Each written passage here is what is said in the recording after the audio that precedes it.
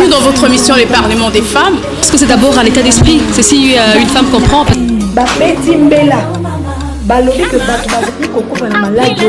voir des femmes qui ont réussi, mais qui aident des autres à réussir.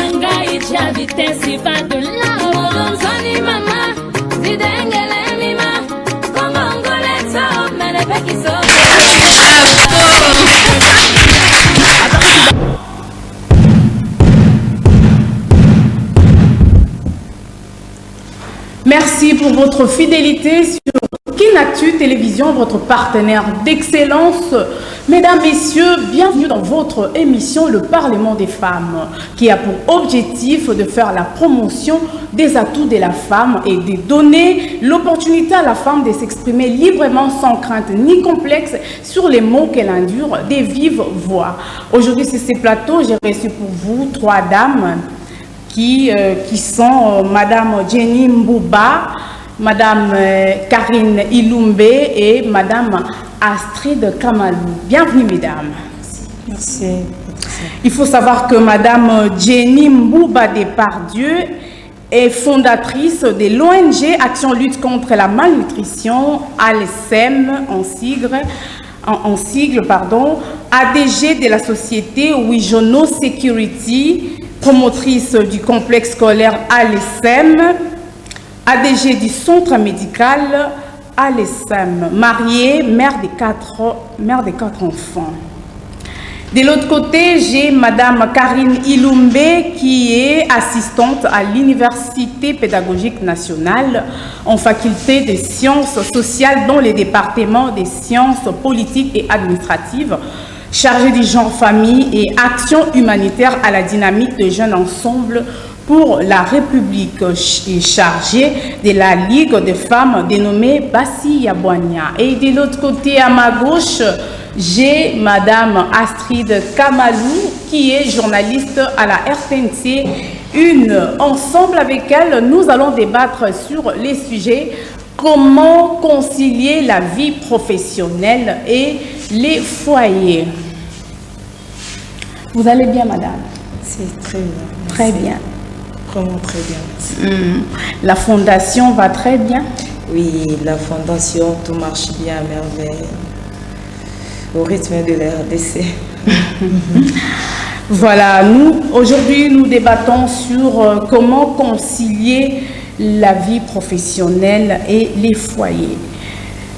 Comment gérez-vous les travail et la famille? En mettant l'équilibre. En mettant l'équilibre, il faut toujours l'équilibre. Je me lève le matin comme une mère de famille. Je réponds à mes droits, donc, comment dire, au fait, à la volonté de mes enfants. Et après cela, il y a l'heure auquel je dois quitter la maison pour le bureau. Et après le bureau, il y a un temps de pause où je dois faire un tour un peu à la maison pour voir si tout va bien. Et puis retourner au boulot et le soir, je rentre à la maison. C'est comme ça, c'est chaque jour. Je vais de l'autre côté, là, je vois Madame Karine Ilumbe qui est en train de sourire. Madame Karine Ilumbe, je peux y osa parmi ma femme professionnelle, ma femme au travail à cas. Je crois que tu es assistante na IPEN. Au concours bisabiso ndenge nini yo au gérera car vraiment musala na yo pe ton na yo ya famille. Dans le début, c'était un peu difficile parce que tout n'a pas arrivé comme ça. C'était progressif. J'étais d'abord mère de famille, par après j'étais commerçante, avant que je sois assistante. J'ai venu au marché, j'ai fait une petite boutique. Après un certain moment, j'étais embauchée quelque part. Je commençais à combiner les plans. J'allais au marché, j'allais au travail, je supervisais dans la maison. C'était pas facile. C'était pas facile. Mais au fur et à mesure, je me suis habituée. C'est chaque jour, chaque année que les charges, les services augmentent. Après quelques temps, je suis devenue assistante à l'université. Et puis, j'étais exploitante assez complète. Ce n'est pas facile à combiner toutes mes tâches et ceux de ma famille. de ma maison. C'est pas seulement mon foyer, mais la famille entière. La famille est grande. Si tu regardes la maison, il faut aussi regarder tes soeurs, tes frères, la famille. C'est pas facile à gérer. Mais en tout ça, on a toujours un programme, on a toujours un calendrier, on a toujours à planifier son temps pour son service et pour les gens qu'on aime. C'est ça. Merci beaucoup, on est pour maman Karine. De l'autre côté, na gauche, madame la journaliste, maman Astrid Kamalou. Aux journalistes, tu travailles trop, bas reportage par-ci par-là. Si tu as des yo jiraka, ton na yo, na musala, na vie na yo et famille. En fait, je dirais plus que c'est pas facile. Moi lingala au sala biso moi qui toque. Le sala biso madame pour. To beta moi lingala. Eza pétété. Aux musala oyo, tu dois travailler d'arrache-pied. Vous avez une famille oyo, tu dois aider. Donc c'est pas pour moi jusqu'à présent on a messani na côté. À moins que madame va femme mariée, bango comme messana nango, ben moi là jusqu'à présent on messana nango c'est trop difficile. Gérer une maison, gérer bateau na katandako. Et puis tu pars au travail, et puis travail en haut, et ça va monter. Tu fais beaucoup de choses, tu dois voyager, tu dois chercher des invités, dans la émission, donc c'est pas facile. Pour moi, je trouve que ça ne viendra pas du coup comme ça qu'il a mis ça là. En tout cas, pour moi, je trouve que c'est pas facile de combiner et le travail et la vie familiale. En tout cas, c'est pas facile. Ils ont facilité, bien sûr, ils ont facilité, mais bien que maman Jenny a aussi quand même que non, pour nous, on dirait qu'ils ont moins facile parce que Azoko yeba ko sala mo ba dispatching, mais bien sûr ils ont facilité des bozolo ban, ce que tout ça ndeni, ce que ils ont facilité musala koto yo boina bana koto yo famille koto yo, ils ont facilité ce que tout suka. Mais pour kaka kandé ya s'organiser. Mais dès que ça va être facile. Parce que les enfants passent un temps pour prendre la pour la cabane. Pour y avoir du cher le comportement. Ce qui comportement ils ont qui banda aux hommes c'est dans la zéla pour passer la ligne ou pas. Tu sais qu'on sort dans la classe à la répétition. Yo maman sans aucun comme moi des fois je me lève à 6 heures, je prends ma douche, je sors pour rentrer à 23 heures. Aux autres on a dit ça n'a tant pété à la bien que vous avez un souci pour maman mon petit mon casano et ça là des cartes pour la photo casano on doit pour le moi là après si moi on a dit à ce que moi là mais pour la dernière moi la pédale de précoyer et ça va passer c'est ma caca difficulté ou on a des bisous bassi ou très souvent difficulté au monde a ça comment développer le comportement tout le monde peut-être dans le monde ça peut-être dans les autres mais mais et beaucoup pour prendre un mois pour se rattraper au surtout quand on a peut-être mis ces expressions beaucoup dans le Cameroun on dit qu'on a joué dans le monde on va nous la c'est difficile pour vous arrêter on va donner une semaine 2 semaines pour gagner ok. Voilà na zone le maman Jenny. Maman Jenny, est-ce comment lier les rôles des mamans na musala au sala? Ou lier comment ndenge éducation ya ban? Au sala ndenge. Bon ngana koloba boye. Cause la maman au départ c'est une grâce. C'est une grâce oyo batia déjà na kati ya mwasi. Mais cause la paix maman ya foyer ya libota oyo lobi babengio aux identité ya mutu eza pe grâce oyo pe batia na kati ya mwasi na ba capacité o mwasi azalaka nango ba pesi pe capacité on a ko ba ko gérer bato biso ne to botara bana bana ba botara biso te psychologie ya mwana mukie et marchaka na ndenge bozali ko encadrer ye. Nakoloba quelque part éducation de base ndé na ko souligner. Éducation de base ezalaka de 0. Bon, normalement et souka na 5 ans, mais pour la biso africain to me marango tina 10 ans. Parce que tous a ba problème socio-économique peut intervenir en akati. Alors, tant déjà au boti mwana. On sous-entend que mwana wana aza na ba droit na ye, où il faut répondre. Au pesi mwana loko ya lingi, a ko pesa ope loko yo lingi. Ezanini, il faut ko nourrir mwana, ko latisaye. Ko solo la rana mwana dialogue surtout ça la ba parents mingi za rasusute ko pesa rata na dialogue na mwana ko zwa rata ya ko yeba ka souci ya mwana et pesa mara toujours parce que il faut la peine attendre ya ko lukela ye babiloko wana oyo et ko sala ke ozo soin na ye et c'est dans le travail. Mais est-ce que ton wana ya dialogue et pas no pende et ezalaka? Oui. Ton wana ya dialogue. Oui, na za na temps ko dialoguer na bana. Quand est-ce que vous en attendez? Souvent le matin, ceux qui balamuki, prière matinale na bango, ngande na kamara yango, nazoratin kotu na bango, parcours na bango ya butu, balali ndenge nini, nazoratin ko étudier mwana na mwana pendant réveil na ye. Tant que dégénérer na bango ensemble avant qu'il me sala. Je prends le temps de parler avec mes enfants pour baza batou. Oyoye peut-être à compter à ça pendant la journée, surtout la grande fille Chancelvi, elle est déjà adulte, elle est déjà aux universités. Alors je prends mon temps yakoué pose ça ya bana ezani. D'accord, on a quel côté à maman Astrid Kamalou, il y a expliqué biso moké maman Astrid, est-ce que vous êtes d'accord vraiment maman Karine Aouti Koloba na maman Jenny, est-ce que you peut oser des mêmes envies que Bango? Naza d'accord, milité dans ma maman Jenny Aouti Koloba. Mais maman, on dirait un système à poto, hein. Poto des alaka, tu dois t'occuper d'enfants, des enfants, tu dois parler avec eux, tu dois demander qu'est-ce qui ne va pas à l'école, tu dois. Non, je suis pas vraiment d'accord avec ça parce que alors bien travailler à Mingaza, ADG, dans ma classe est BD. Si au message ici moi na Kagake, chaque fois, chaque jour, tu dois faire la prière.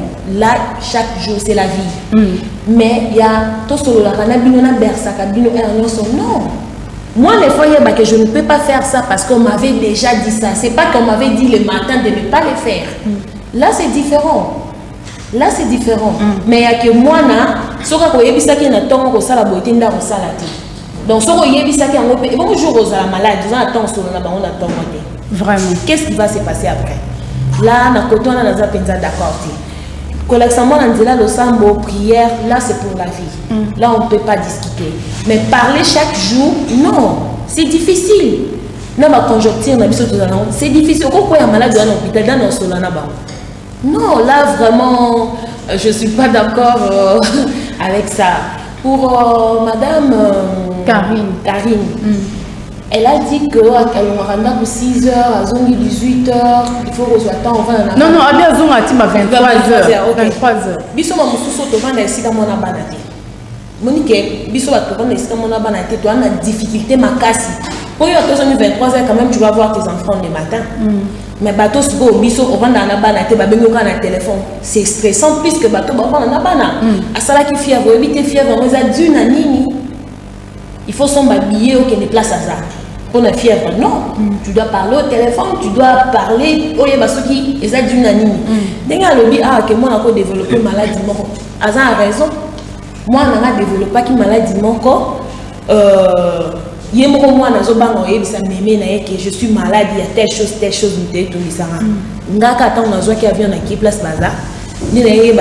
on a constaté que moi, on a consort. Maintenant, c'est plus difficile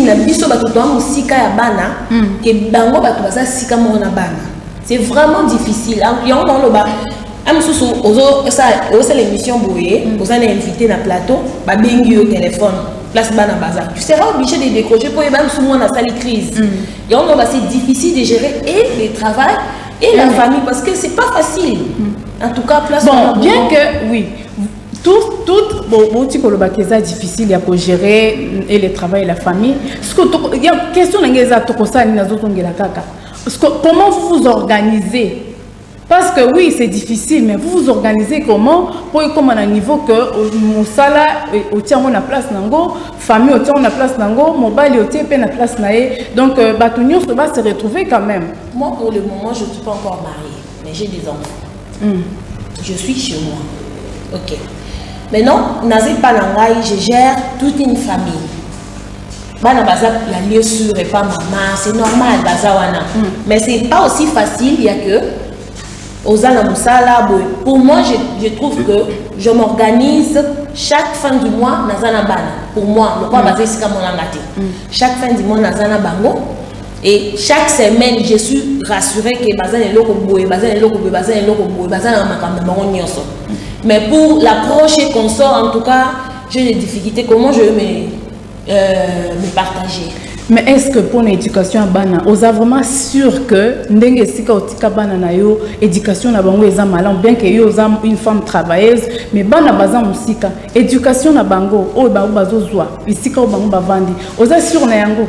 D'abord natindaki bango et pas ya maman parce que moi-même j'avais pas le temps. Moi quand le bio 6 heures ozongi un mois pour voyager, j'ai 2 semaines ailleurs.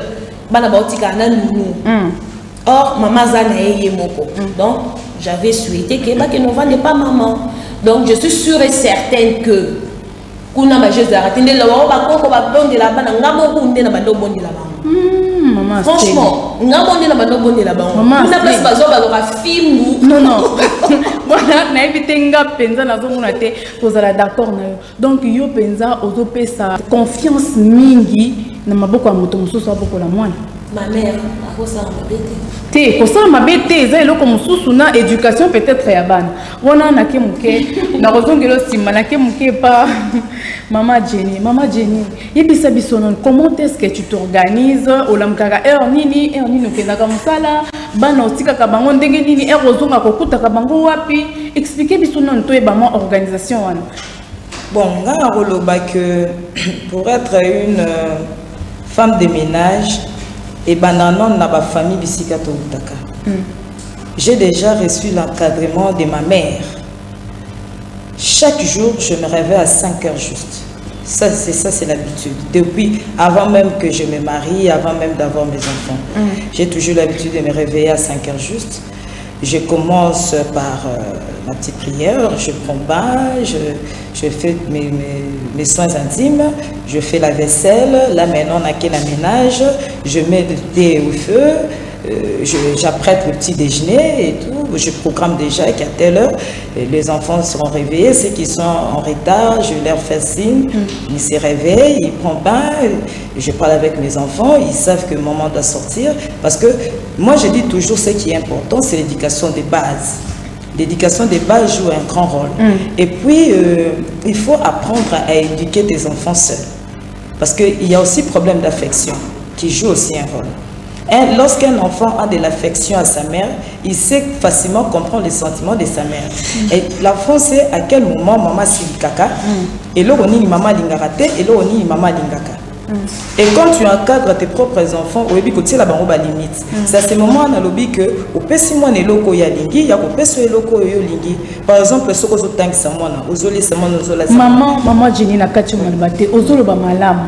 Mais ce que maintenant qu'on explique de quelle heure à quelle heure Ozalaka wapi, de quelle heure à quelle heure, au bimaka, au zongaka, expliquer biso parce que les téléspectateurs, nous sommes ça là, nous explication est tellement moulaïque qu'il faut, l'explication est tellement concrète et balana penza pourtant mutum so azomona peut-être jeune fille moko azananda kuyepe azo aspirer na mariage mais azape moi si moko asala.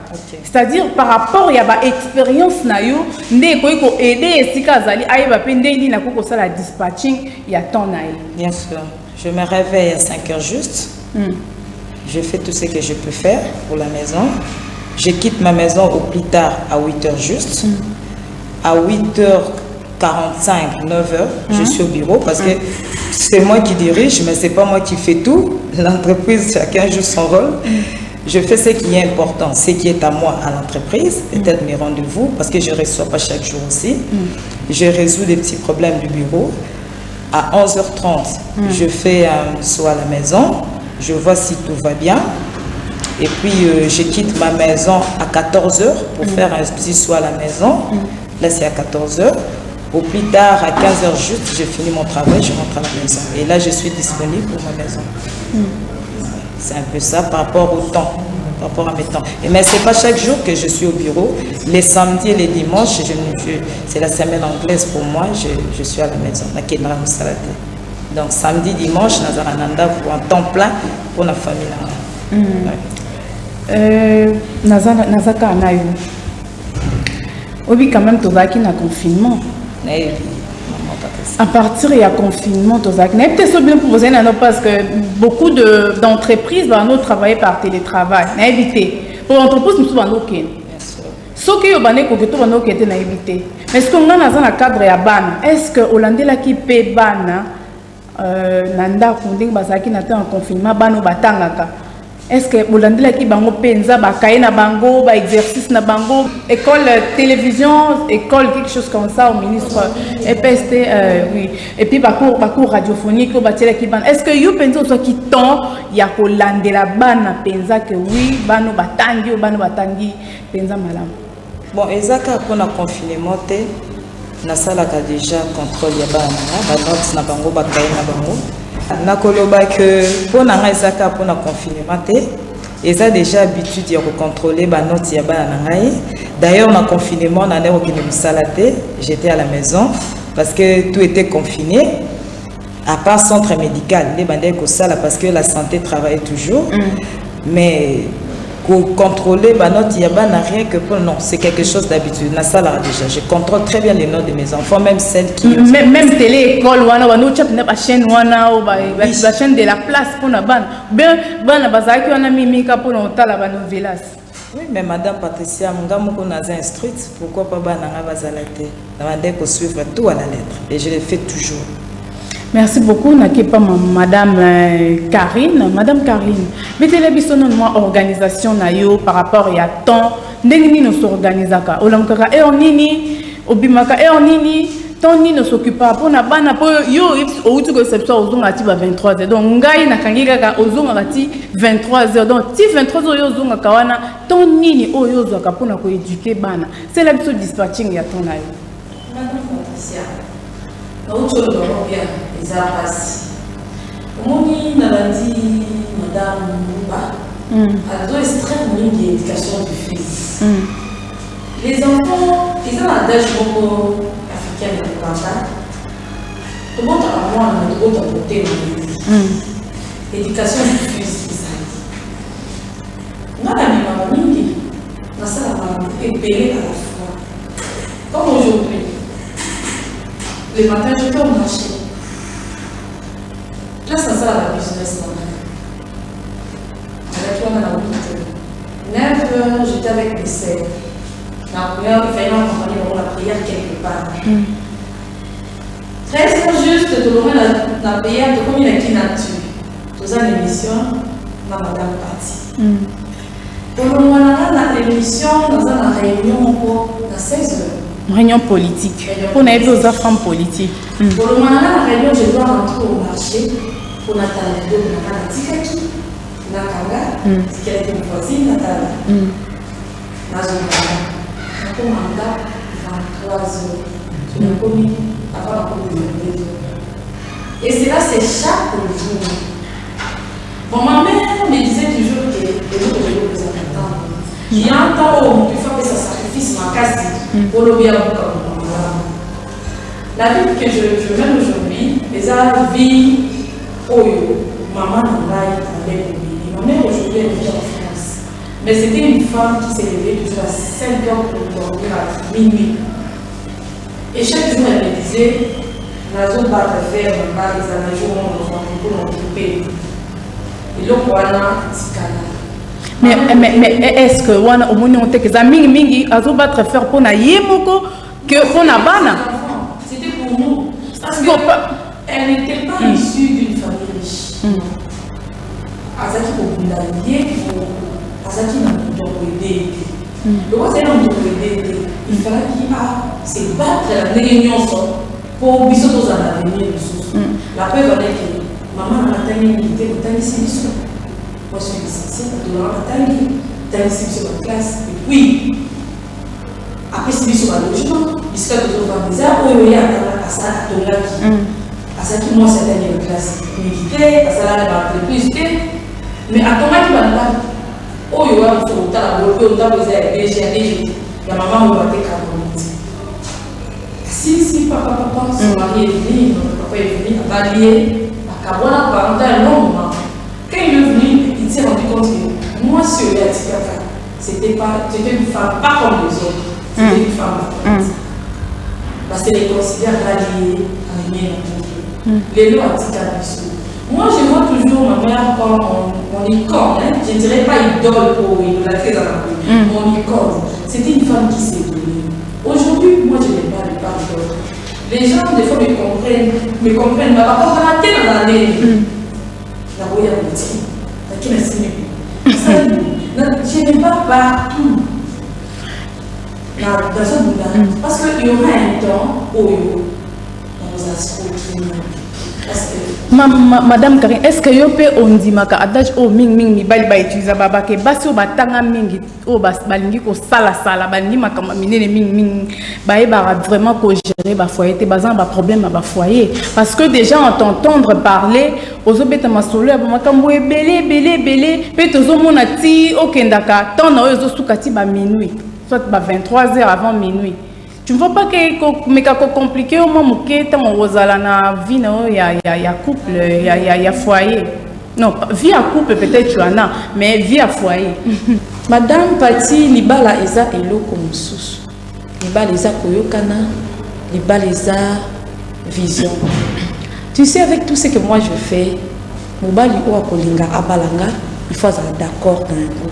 Pourquoi? Moi, si moi, ça a une vision pour la vie, c'est ce que moi j'ai toujours dit à Bato Nazarana Bango Pembeni. Nazarana vision pour la vie. Dans ma vision, en 2023, je serai candidate. C'est très bien. Nazarana vision sous la vie. Mon bali oyo. Il faut en compatibilité na vision na ngai. Moi si azara na ba devoir na devoir na conjugal, na ba devoir na ya foyer na na ko lobate ke na kozala likolo ya mobali na non. Mobali na il faut à comprendre ngai selon vision na ngai. Nga pe na comprendre mobali na selon ba devoir na ngai pour la moisi. C'est pas que moi suis à ça la kaboisa kaboué azara dio non. Moi, si c'est quelque espace, comprendre la vision. Na moni Madame Astrid Koto déjà a yoki mukusa ko bon dinga sali akum dana posa ko ba po azomo na makamozo maman Astrid na pesa maloba. En fait na zongela mo mokena sima. Au moni quand je disais ko boko la bana tozo boko la bana maman ya biso même si bana on a ba on je n'aurai pas toujours le temps et on va en avoir un non, je travaille quand même. Je voyage aussi. Donc, on va en avoir chaque jour. Moi, je serai avec eux, mais pas chaque jour. Voilà. La question c'était ça. Elles ont du mal à gérer même le foyer. Parce qu'à tout moment, peut-être la mobilité, elle n'a pas le temps pour l'homme, peut-être le week-end. Est-ce que vous avez le temps le week-end na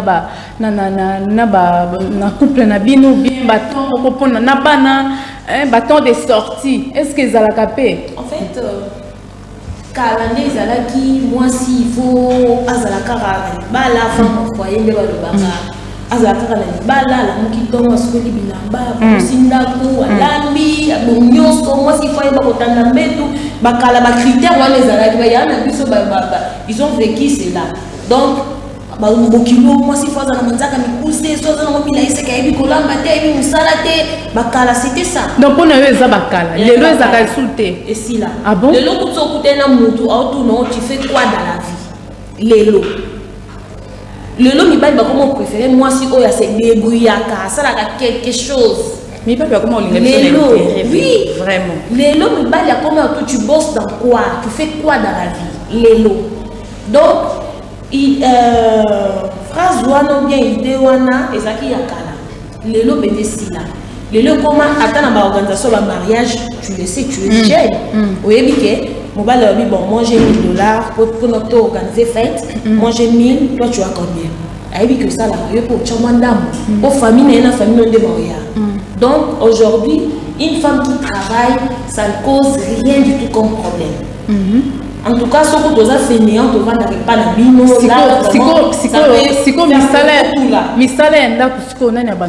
Est-ce que tu peux savoir que confiance mingi na baby sister na biso ya banda ko bien? Oui, que monde évolué. Tant que le dit au sala au kenara biro, mutumu musala na ezali ko s'occuper na banda ko bato, c'est ça.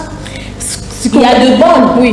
Préparer pour un homme, moi c'est pas un problème.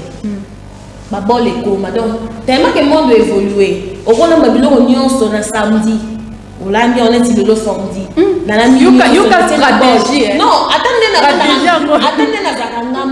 je fais ça parce que je pas tout le temps me confond là c'est pas parce que je manque l'argent mais parce que je n'ai pas le temps de manger d'abord pour moi-même alors si on a bilo on a un bol on a balé sur zone on s'en attend moyen pour chauffer parce que tu es fatigué alors aux zones ils sont fatigués on a belé carrément non les bisanga donc ça balé bisanga en tout cas les téléspectateurs au bazota la besoin les parlements des femmes les lots na kuten na ba maman moko baza somo ah baza somo makati bazo comme sanga na évité moi na personne maloba na maman Jenny a une expérience belé à libala yena mekano ko expliquer biso po façon na zo que la maman oyo pardon ko banga makasi en fait nga roloba boye libala eza eloko moya osakana biso basi tosengaka émancipation tosengaka yango mais tant toza kosenga yango il faut que babé et le roniza kozela biso par rapport à l'autorité ya mobali.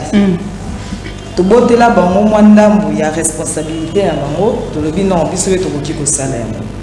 Alors il faut que bakaka ko équilibre ko sala par des choses. Et deuxièmement, il faut que ba ko sala choix ya conjoint ya malamu. Ko ba nani ozobala. Mobali c'est ton collaborateur, c'est ton ami, c'est ton frère, il est presque tout pour toi. C'est ton confident. Donc, il y a des secrets,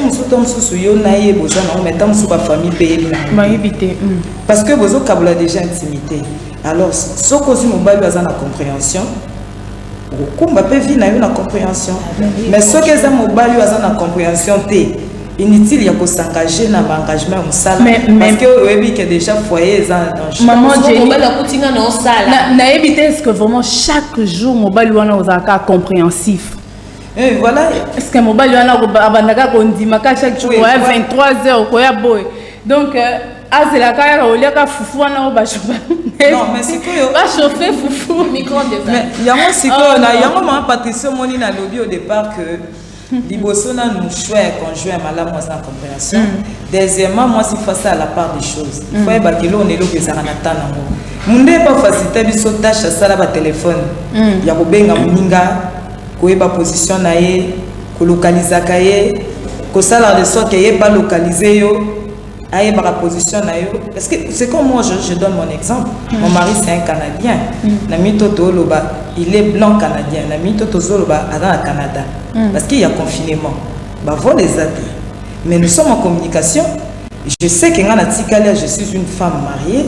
Nami tient la place dans une femme mariée. Je m'occupe des enfants. C'est tout. De mon travail, je gère ça. Mais c'est que je suis toujours en communication pour y localiser.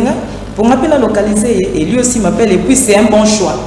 Parce que le problème d'abord, en tout cas, ce qui est d'abord sûr, c'est d'abord un problème de choix. Il faut savoir à qui on s'engage. C'est ça. Voilà, on a maman Jenny à Outkoloba, à l'Obikepo, en tout cas, ça problème, il y a choix. Ndé et occasionné que Batba vende malamu, soit moi c'est à Salaka, ton mobile à Salaka, ouais, bah, équilibré, battant à Bango. Ce qui est bolandi, son à 4 émission, le Parlement des femmes, Tozo Lobela, comment concilier la vie professionnelle et les foyers, na Yambé Libino, Bassimista Tubaza Awa, ba grande dame. na bangonde tozo meka ko solo la pona li solo yango ona nakipa maman Karine ndenge est-ce que vraiment vous occupez tant il y a un week-end par exemple en couple ou un week-end na ban pour yo zam to zonga ba 23h est-ce que ce qui to comme na souka semaine net dimanche par exemple dimanche to kenda prière après prière peut-être vous êtes très fatigué parce que vous travaillez toute la semaine est-ce que vous aurez pensé tant pe ya ko bima na papa to ko bima pe na bana bon na ko lwaki bingi na mi pesa tant samedi je ne sors pas avant 16h samedi en tout cas les avant midi presque na passa ngo na ndako samedi nde na salaka ménage ngamoko na meka ko contrôler ndako parce que au monde soit salina yo ezaka différent na mi pesa tant samedi bon pensa tema mon fils est né à 15 ans c'est lui qui prépare na format moi na ngai pour nazala vraiment na ba pas si bisusu te mais na pesa bango tant samedi nazala temps pour vérifier nyonso on a koko ça to courant de la semaine au monde on tozonga 23h temps comme kotika na douche sukoli peut-être pe au grignoter de côté tara biso batamine na muzobanga au grignoter ta mochaka au sucre de ton witani mais samedi nde maman nyonso wabimaka en tout cas à tes pas il faut ça la violence au lukata journée mon corps au pesa kapona bana. Mais est-ce que banana peut se plaindre du côté des enfants parce qu'il y a des fois aux ça la kama ndenge na yo mais bana peut-être bazo yima bazo monate ndenge ni babanda pour ba expliquer maman aux zanga yo j'ai deux garçons ça ba le né à 15 ans le cadet à 5 ans le plus petit ils a jour muso ndo bébé maman zo ki wapi pa bi maman qui est dans la place belé jour na kenda musala abi ki na la mukaka 6 heures parce que je travaille très loin. J'habite à Lupin, je travaille en Tseli. Donc je dois me lever très matinal pour n'a pas m'atteler avant 8h30. Maman aujourd'hui c'est mon jour de travail. Calé on apporte. Maman le loro bimate. Yo kapo kendala musalo. Vraiment. Les jours je pars au marché, maman qui a pi. Ayebi ba teni na ngala teni a wenze za la comprendre maman zo ki wenze wana kanga mi to ki no lo wenze bité. Donc nous on était parce qu'à 15h je dois aller à une réunion. Donc quand tu as pour la réunion on dit qu'on a mais après ça journée samedi et ça va jour où on a qui dans la réunion nous on a marché na memi moko aza plus petit na passé na ye journée na marché wana tout monde na kabula kata na ngai. Vraiment. Voilà na du côté maman Astrid. Maman Astrid a tous caca. Il y a tous ces caca. On se trouve drôle hein. Faire les choix, n'est maman Jenny au school c'est vrai. Beaucoup de temps maman nous soucier akipaka vraiment makambo wana te ya mwasi kaka ifo lamba mwasi kaka azala wana mwasi kaka ifo bomusanda kuno. Mais est-ce que mibala ngo bazé belé ndenge wana bazé belé onza basali ngolu bazali mingi te bazali si Dieu te fait grâce moi mon frère akamaiko tara de chité akamaiko ya yemoko au memati moi sinaeta asal kanyof au moi sina bote atasi fufu atalo so ko la moi sinaeta maman Karine a botoli parole malobeza ke pas maman Astrid maloba baboto la kate dans le parlement des femmes bassines. Maman Karine, si votre frère a zone vacant dans Moyen Âge, c'est pas bon. Ça c'est exploiter une femme. C'est déjà passé.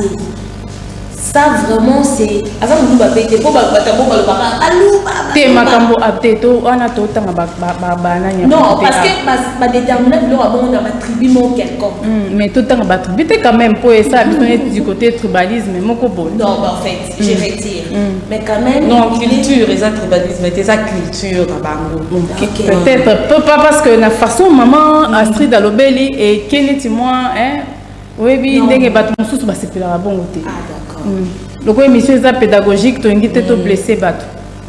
époque wana ya il faut que moi ça ta cantine na douche pour yo soukola il faut que y ait na lambelo fufu polia et si là attends maman Jenny elle est d'accord ça oui écoute ça marié et si là donc bino vraiment pas so bovandi ya bolenge la mibalité non non moi si faut à ça la raté oui ba moi si ba femme foyer wana penza ne vraiment da on va bien. Quand on a vu ce bateau ça là, je me réveille à 5h, je fais ma prière, la salle physique dans l'aïe, n'a pas été. Donc wana éviter. Donc pour le moment street de l'accès que moi sur la salle là, à quoi causa comment dirais-je, ba comportement femme il y a comme qui ça, il faut pas que je sois une femme. Cela n'exclut pas que je n'ai remplir ma rôle en tant que femme. Non. Non. Je vais le faire dans mon rôle. Madame Patricia, est-ce qu'elle a besoin d'intervenir? Je peux le remplir à 100%, mais il y a que Natelo Karangane Zalana pour Natelo Cantine na douche quand même. Je fais sur la moyennage. Na pesi maloba maman Karine Sengaki. Maman Street. Au coquille, eza ba gère amibali selon éducation azwe pa na bango. To le baté ba tribu nini. Moi mon bali mususu akola gâté. Comme mon frère akola ka yé moko mingi na kata bana basi. Nous sommes en train de saluer. À Bali, ma petite chose, tellement mais ça n'a pas salué là. Même temps comme dans moi si, c'est difficile. C'est pas parce que ça méchant ça mauvais mais à quoi la bongo. À quoi la bongo. C'est quoi ton bani? C'est quoi les camarades en gros quoi na Bali moko ya malamu alingiye mais aza du genre bongo. Bongo ya Milikamango nde yango yo o tozolo bela mingi photo éduquer bana na biso ya mikie parce que lelo tozolo bela parité et ça mingi bon ils en ango dans le sens sur le plan professionnel mais aussi to meka ko aider pe bana na biso ya mibali ba ye ba pe ndenge nini ya ko vivre na base parce qu'on ne peut pas to ko ki kakate ko banda ko loba que non ezan ndenge na bango ezan ndenge na ye mobali non. Oeza quoi pour condamner, trop condamner. Mais oeza que tu condamnes, le mal est toujours mal. Oeza mabé, c'est à condamner. Oeza pe malam, oeza malam. Tu vois que parce que mobali a sali boye bon, c'est normal, il faut l'écarter. Dès les bas âges, même biso ba maman photo ça la effort ya ko déjà ya ko banda ko éduquer bana biso ko lakisa bango ndenge nini ba vivaka na moi si une femme aza ennemi na yote moi si aza mutu boye moi si ko banda déjà ko talisa ye ndenge nini na ko vivre na société même na couple na ye dès les bas âges ya o mona ke na ba génération ezo ya soki biso ba maman to sali effort wana to rozana bana moko ya mibali o bazalaka tout autre ba rozala différent na o peut-être qui déjà bandaka parce que beaucoup de mamans babano monaka mona mobali azaka mutu c'est un chef avant na ye ça la boy bozo tika nyo c'est pas basi na ebité soki makambo na zoloba eza mabe na peso mo le maman Jenny oui eza ndenge na utaki ko le au départ que toza na problème ya éducation de base tant tobotaka bana mibali tobotaka bana basi. Il faut que code sera déjà moi à la cultiver dans le domaine parce que comme c'est un homme il faut que forger en tant qu'un homme au lobby à assumer ma responsabilité il faut aller respecter moi si na côté na place na ye ba valeur morale mususu ko code sera déjà moi na ndenge au lobby na bas âge ça c'est une vérité mais une vérité aussi est que ils a problème ya choix. Pourtant, tu as dit que tu as maman éduquée bien, tu as maman éduquée bien. Tu as un marché, il y a mariage. Et ça, tu as s'engager. C'est un problème de choix. Maman Jenny, comment on dit ça?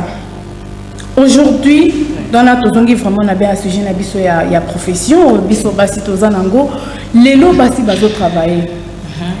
Et puis, il y a une loi maritale, qui est comment abolie déjà, une loi en 1987. Aujourd'hui, ils les sous en vogue parce que la loi a changé depuis 2016, où ils ont coupé sa autorisation maritale. Donc moi, c'est avant ça, là, il faut au Senga dans nos permissions et pas mobile. Ils les sous-soutés. Mais est-ce que vous avez dit que ndenge balongo lilo wana yango ndezo pesa accès na trouble foyer, moi si bien qu'au travail quand même aux autres jouer ce rôle en tant que moi si na kati libala parce que la loi dit que la femme doit plus demander l'autorisation à son mari et tout. Est-ce que mon teke yango des désordre?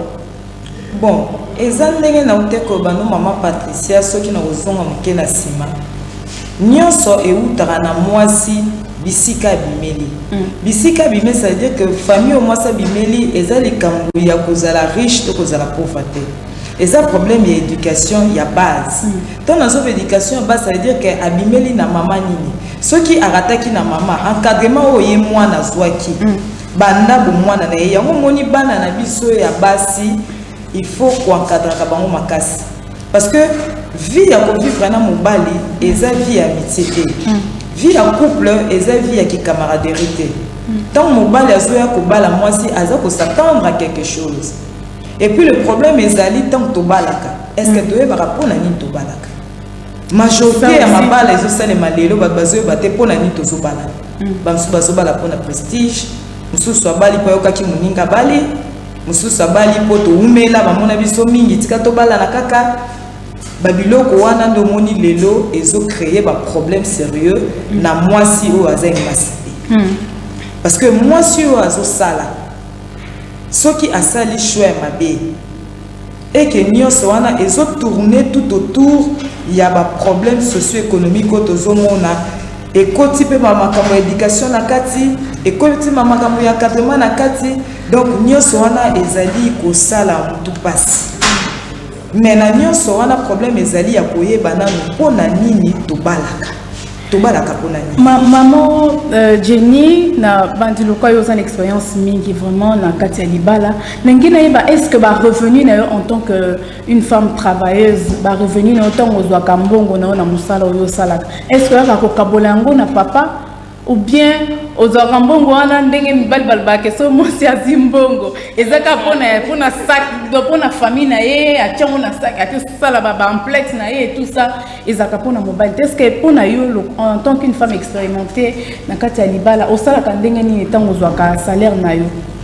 Bon likambi ya finance eza moko pe ya ba problème ezaka na ba foyer likambi ya mbongo gérance ya budget ndako na entre ba couple mibale makambi fait à la claire et ça dépend loi au peu votaki na mariage civil ceux qui votaki par exemple communauté de biens remis aux acquis automatiquement va revenir na mususu naza obligé à relaxer mobilité il faut na garder un beaucoup na nga poser ngai o ya représenter ceux qui votaki na loi ya communauté de biens automatiquement nyonso ya ngato ya ye il faut toye banaka nyonso fait à la polele. Ceux qui ont voté pour la séparation des biens, automatiquement, on a besoin de faire cabanage. Je ne suis pas obligé de revenir là. Voilà, na kemuke pa maman Astrid Kamalou, maman Astrid, na meka koyeba par rapport à ba baby sister oyo totika kana bandao. Même ceux qui opposent na moi bateau tiki na ndako bon. Donc yo oza na du côté banano baza et pas maman. C'est ça non? Otiki. Ya on a ngina loba. Est-ce que bana ndenge totika kana maboko ya bato mususu lelo penza tokoki koloba penza que faut topesa confiance makasi na bato wana to azala baby sister to azala boy soki tobengaka bon azala nani est-ce que tokopesa bon confiance même spirituellement? En fait kopesa confiance à 100% ezalaka penza te ata soki aza mama ne ezala penza te là il faut pas tout ça hypocrisie ezala raté mais ata soki ovandi na bango na ndako yo na bango ozala toujours na besoin ya bato moko boye oyo bazala wana en permanence c'est ça le problème ata soki oza na bango na ndako ozala toujours na besoin ya bato moko ozala na bango en permanence mpo ngana kenda confiance à 100% bien sûr ezala nango te po ndenge yo lingo memela mwana mutu mususu omema bango ndenge ya lingo. Mais est-ce que vous avez une ligne de conduite au bopesa bana on a toqué par maman Karine? Non si la ligne de conduite au bopesa par exemple ndenge otika bana na maboko ya bato bopesa ligne de conduite par rapport ya ndenge yo lingela ka bana bazala. Nous autres qui est moi au bopesa ligne de conduite Tu vois, si tu embauches quelqu'un, ce qui a qui vous pandi, à quoi qui vous pandi, mais à militer. Pour obama qui monte à sa patron, à Futaranga. Mais si vous vendez les tina bandeko, parce que là, de fond, on a zana bandeko. Au bando solo l'année kaka, mais au PC, c'est un principe. Au bando talisa, il faut faire voir avec amour. Parce que amour, il faut transmettre naïe, n'est pas pour transmettre na banana. So traité très dur, nous a été na sima mon Congo naïe.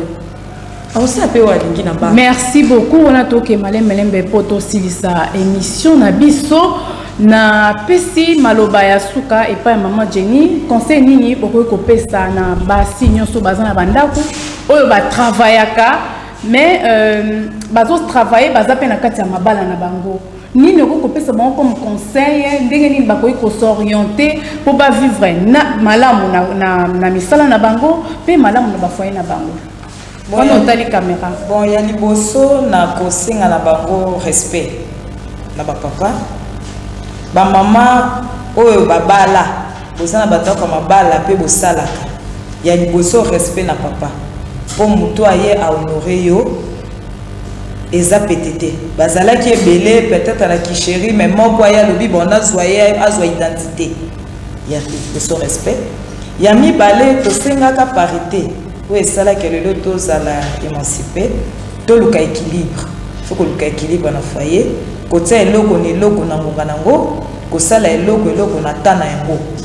Donc logo na moi na ki ko senga na ba mama yango.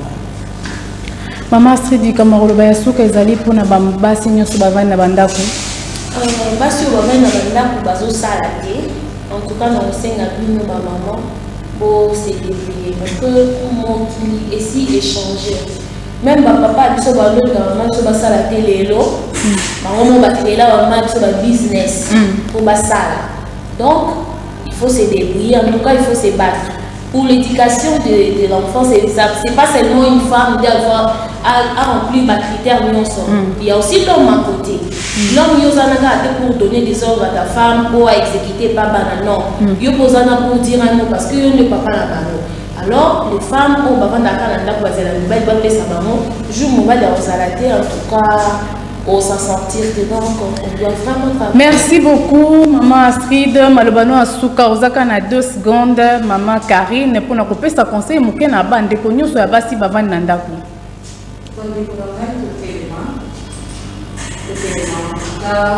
Moi, si à comprendre, ma foyer, ma société, ma famille, moi, c'est ça pour ça, pour ça, pour la femme ménagère, mais à ça, je trouve que ça va apporter plus. Pourquoi pas dans son pays, moi, c'est à l'événement comme l'âme, en tout cas, tout ça, la base, pour pas être capable, il y a un ton Merci beaucoup Maman Karine. Wana tokoti sikoyo na rubrique na biso o tobenga talent des femmes. C'est parti. Je suis née le 16 janvier 1995, j'ai 24 ans.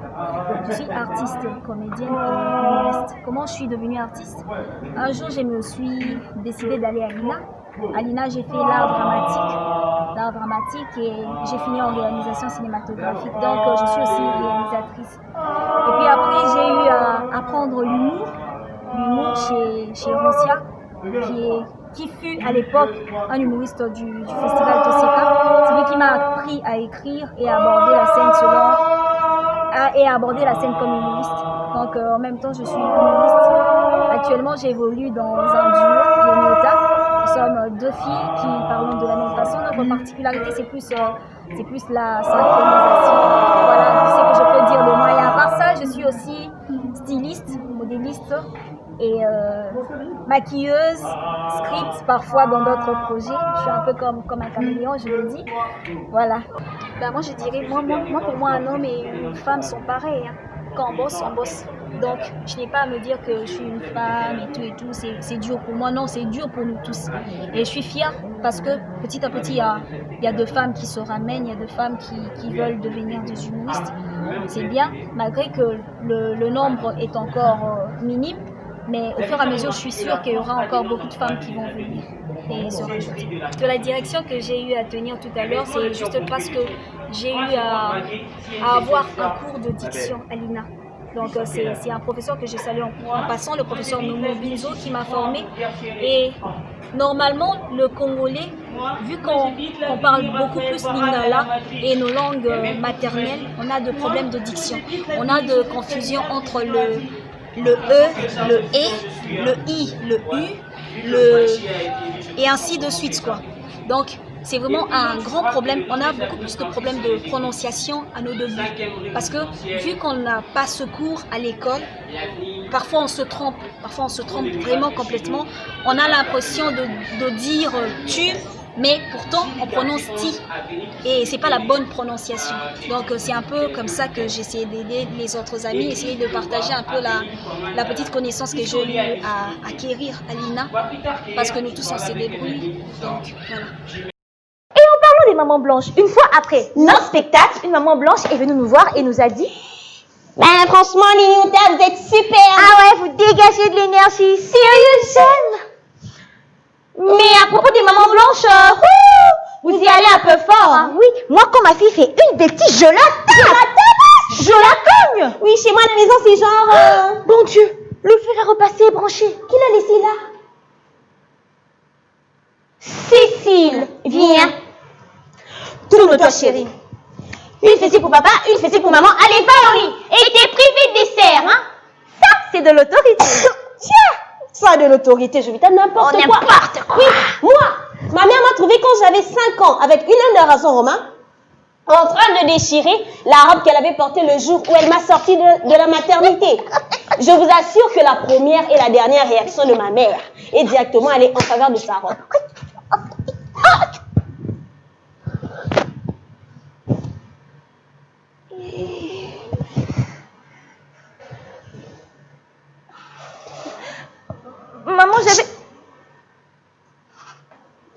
Maman, je te dis...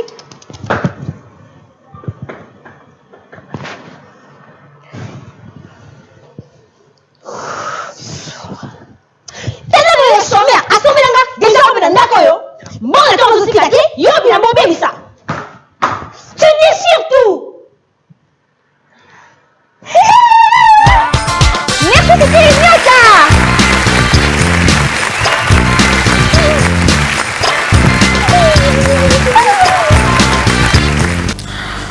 Wana tokomi na suka émission na biso tolingi to kota na rubrique na biso o tobenga ka curiosité plus, mais avant tout na pesa moi 2 minutes ya maloba na maman Jenny ameka kolobela biso na dans 2 minutes pour na ONG na avant to suka émission na biso to kota na curiosité plus. Oui. Maman Jenny na 2 minutes recourser la biso briefing ya ONG na yo. Bien sûr ONG comme nango action lutte contre la malnutrition et s'occupe pas de la malnutrition ndenge ba totangi yango en sigle ALCM ba objectif na biso ezali ko zwa soin na santé ya mutu azali na problème de malnutrition ko ramener na bonne nutrition ba ko s'occuper na ba enfants vulnérables ko s'occuper na ba délaissés ba enfants à haut risque. Et puis, token la rappel qu'on s'occupe d'un problème annexe à la nutrition.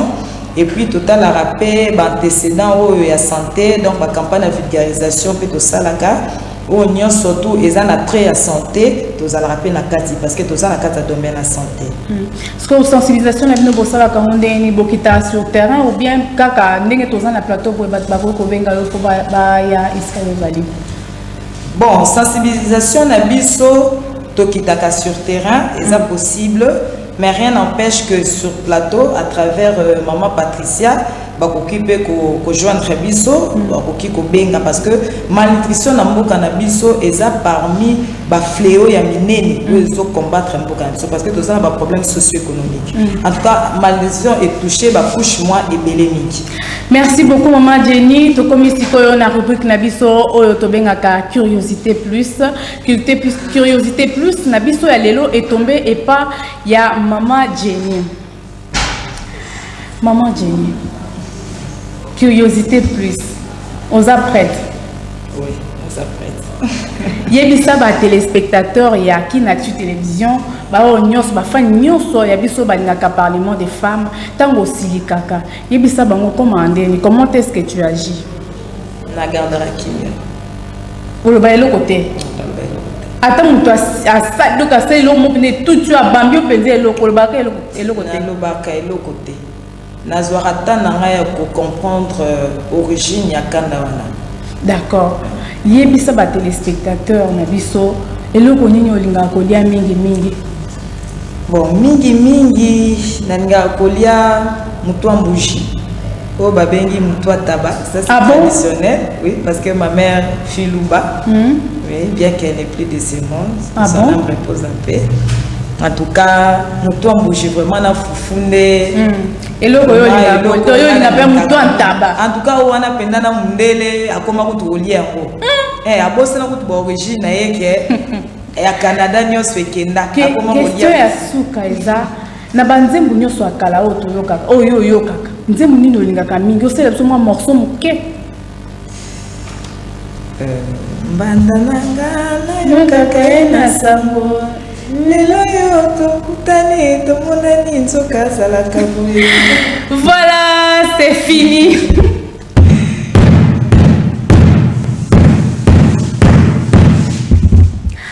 C'est par ici que nous mettons un point final dans notre mission Le Parlement des femmes.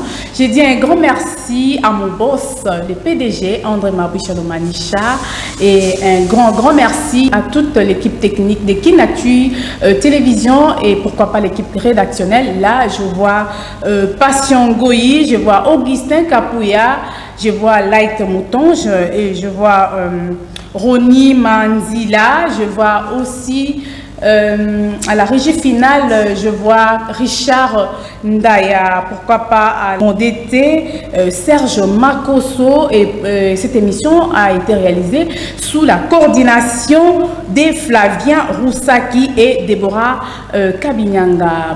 Bonsoir à toi, ma mère Tchabou Françoise, et big salutations à vous, Madame Tina Salama, et à tous mes fans en tout cas de Brazzaville. Là je vois Tracy Mangala, Ami Makaya, je vois en Europe, je vois Tino Mwanzita. Merci et au revoir. Bienvenue dans votre émission Les Parlements des femmes. Parce que c'est d'abord un état d'esprit. C'est si une femme comprend. Je veux